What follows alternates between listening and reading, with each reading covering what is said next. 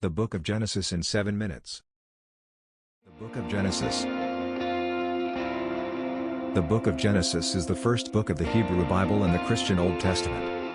It is a compilation of stories that explains the origins of the universe, humanity, and civilization, as well as the relationship between God and His people.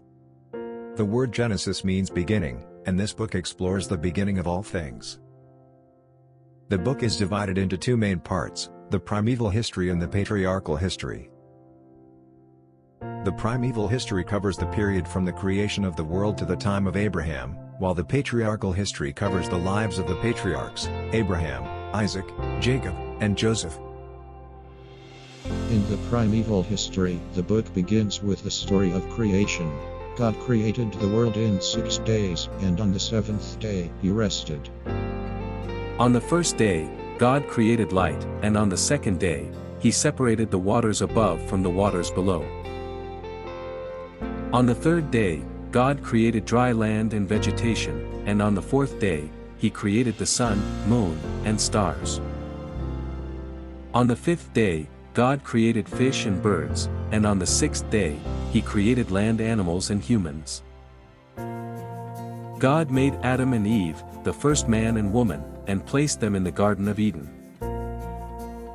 However, they disobeyed God and were banished from the garden. The story then moves on to Cain and Abel, the sons of Adam and Eve. Cain killed Abel out of jealousy, and God punished Cain by making him a wanderer. The story also covers the time of Noah and the great flood, which God brought to cleanse the world of sin. Noah built an ark and saved his family and 2 of every kind of animal. After the flood, God made a covenant with Noah and promised to never again destroy the world with a flood. The story then moves on to the Tower of Babel, where the people of the world tried to build a tower to reach the heavens. God confused their language and scattered them across the earth. The patriarchal history begins with the story of Abraham. God chose Abraham to be the father of a great nation, and Abraham obeyed God's commands. God promised Abraham that his descendants would be as numerous as the stars in the sky. Abraham had a son named Isaac, who had a son named Jacob.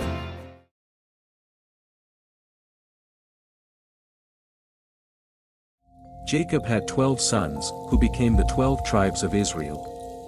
One of Jacob's sons, Joseph, was sold into slavery by his brothers but rose to power in Egypt and saved his family from a famine. Throughout the book of Genesis, there are several themes that are explored. One of the main themes is the relationship between God and humanity. God created humans to be in a relationship with Him, but humans have repeatedly disobeyed God and sinned. However, God has continued to show His love and mercy to humanity, even when they have turned away from Him. Another theme is the importance of family and lineage. The book of Genesis traces the genealogy of the Israelites back to their patriarchs and emphasizes the importance of preserving their family lines. The stories of the patriarchs also show the importance of obedience to God and the consequences of disobedience. The book of Genesis also explores the themes of sin and redemption. The story of Adam and Eve's disobedience and subsequent banishment from the Garden of Eden shows the consequences of sin.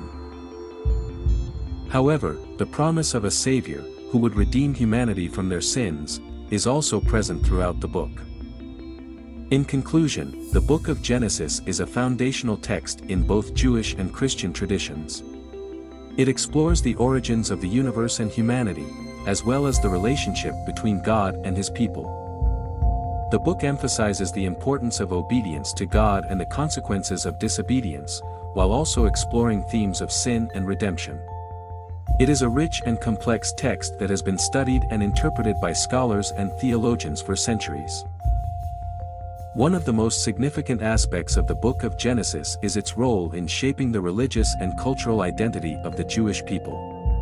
The stories of the patriarchs, particularly Abraham, Isaac, and Jacob, are foundational to Jewish tradition and are central to the Jewish understanding of God's relationship with humanity. The book of Genesis also lays the groundwork for many of the laws and customs that are still observed by Jews today. For Christians, the book of Genesis is equally important. It provides the foundation for the Christian understanding of the relationship between God and humanity, and it establishes the concept of sin and the need for redemption.